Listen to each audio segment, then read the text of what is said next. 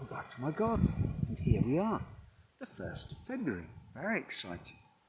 I was thinking about what to talk about today. I started thinking that perhaps the 1st of February could be a bit like January the 1st for so many people. New Year's Day, resolutions, and so forth. I mean, New Year's resolutions just inevitably fail. I think we all know that.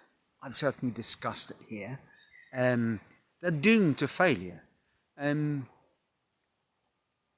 of course, then you get into that dreadful cycle of when they fail, writing off January and starting again in February.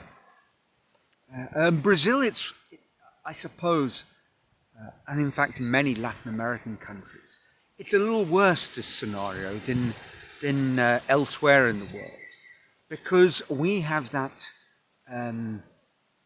well-entrenched phenomenon of carnival.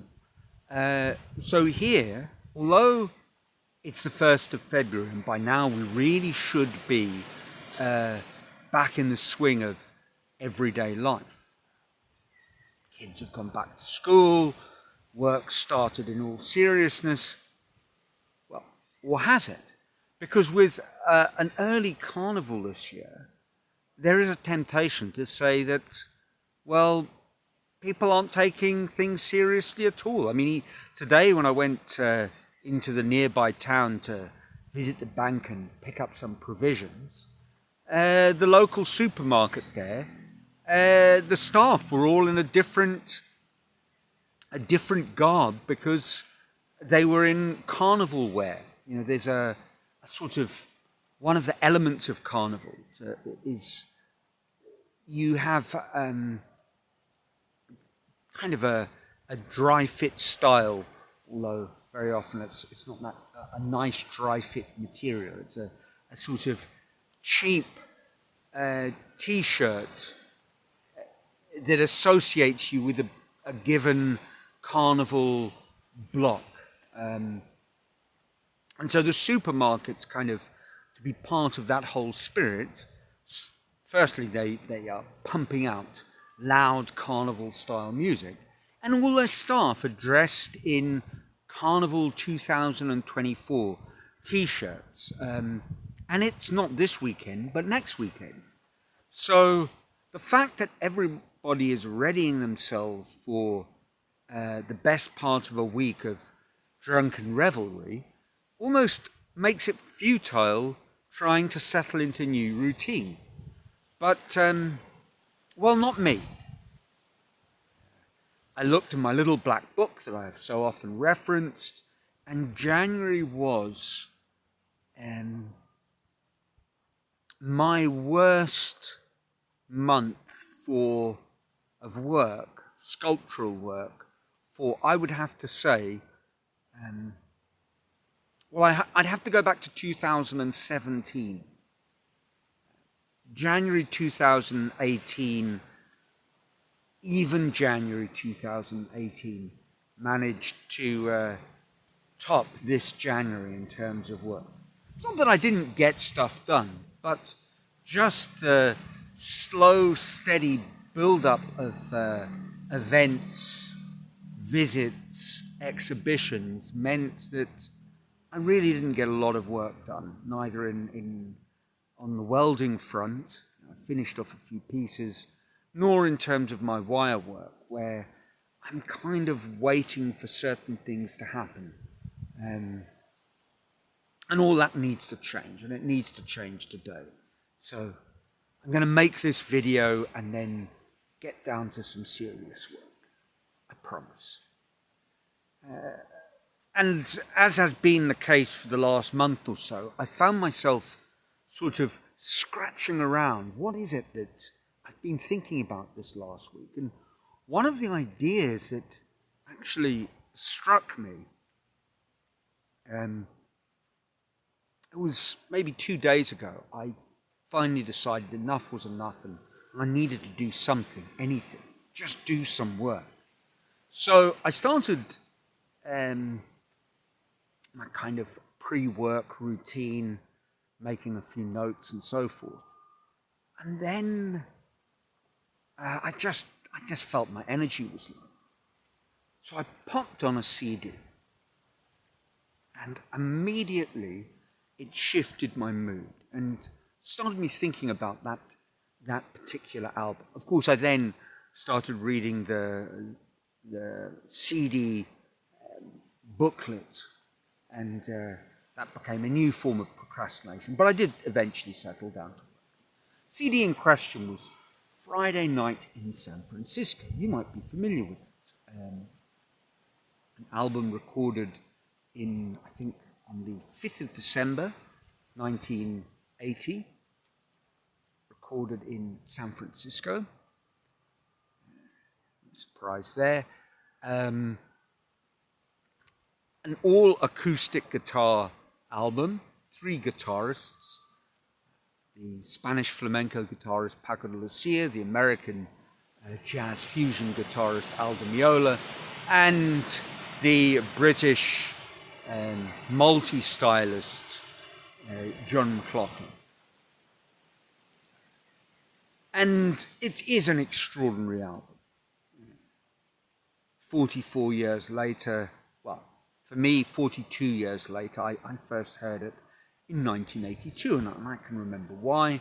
My brother had gone to university, and I suppose that would be 1983. Yes, 1983. My brother had gone to university, and his roommate at university was something of a music fan and an audiophile, and I think he introduced my brother to the album there.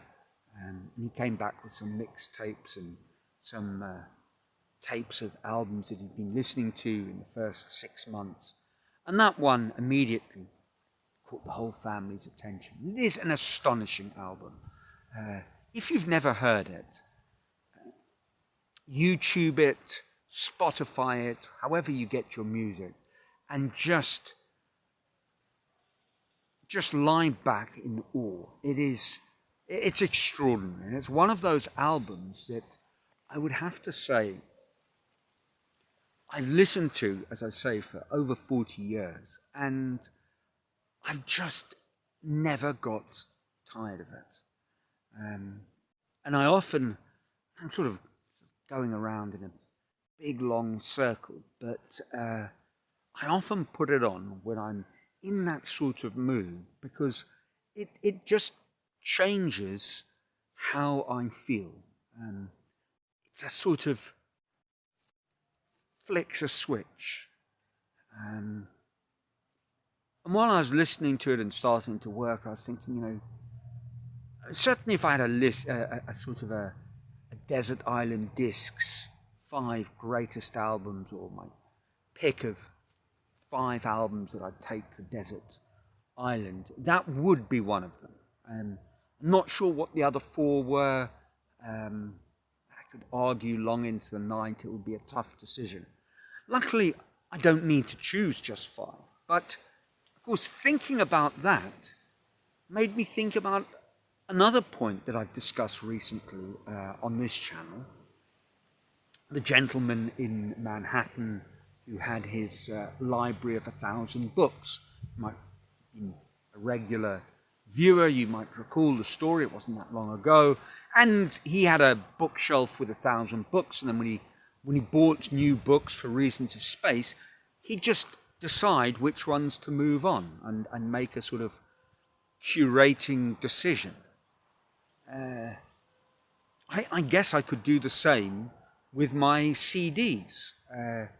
Actually, a very comparable sort of situation. I have a collection of maybe 1,200 CDs, and I could certainly, in the interest of space,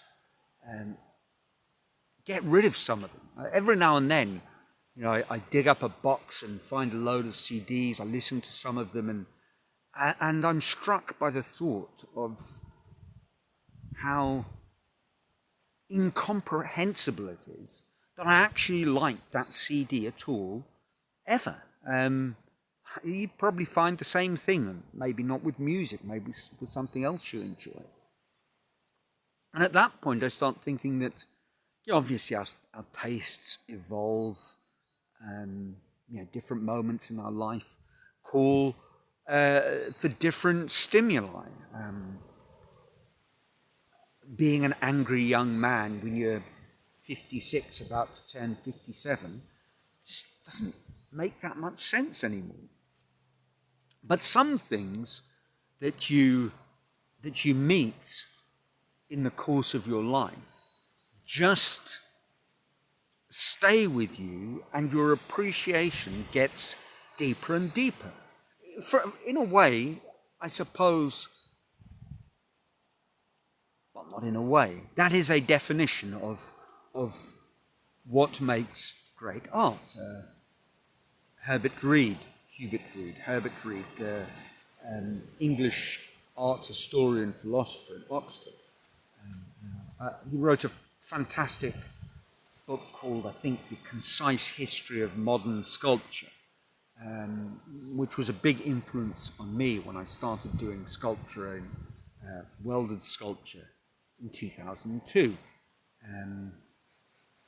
My teacher had a copy in his workshop, and when I was stuck for ideas, I sort of slowly worked my way through it and kind of started to dig into the history of sculpture. And that was his definition of art. It's objects for something like, I'm paraphrasing, perpetual and profound contemplation. Something like that. So great art is that which you just keep on going back to and digging in and finding more, appreciating on new and deeper, or at least different levels, that you don't exhaust. And it struck me while I was listening to Friday Night in San Francisco and not working, it struck me how perhaps that's an element of life, that in terms of things we do that may be just purely leisure activities, which music is for me, or necessary things that all the same give us enormous amounts of enjoyment. Eating, I like my food, I like good food. I take pleasure in going to good restaurants, and the more I learn about food and, dare I say it, improve a little bit my ability to prepare food and appreciate food and experiment, I get that little bit more out of it. And maybe that's one of the things that life is all about. Just everything that we do, whether they are necessary things or things that we're doing purely for relaxation, or things that we're doing because, well, we need to earn a living. We need to do those things which are in some sense done in with an artistic mindset, where you can do them and dig in a little bit deeper each time. You might be doing the same thing over and over again, but you're doing it on a new level, whether it's listening to music or perhaps another story that I've referenced many times, Robin Sharma's mentioning the South African janitor in a bathroom in Johannesburg airport, who said, "Welcome to my office." And Robin Sharma, taken aback, and he said, "Well, yes, this is my office. I'm a diplomat. The first person that you are going to talk to in South Africa very often is me, because you get off the plane and you come into the bathroom. So I'm preparing the best possible experience for you." So Mr. Janitor, in a sense, is continually polishing and perfecting the experience that he offers you. It's quite a profound idea. Mastery run wild. Mastery in everything that we do. And if not mastery, at least an artistic appreciation. And here we are, 15 minutes into the video. And that's it. That's what I've been thinking about this last week as I try and get myself sort of back into equilibrium, and next week it'll be more of the same, but perhaps by then I will have settled into a theme upon which I can dig in a little more deeply. But until then, this will just have to do. So I hope your lives are filled with joy, wherever you are, whatever you're doing. And from a, if not sunny, slightly overcast Brazil, until next week.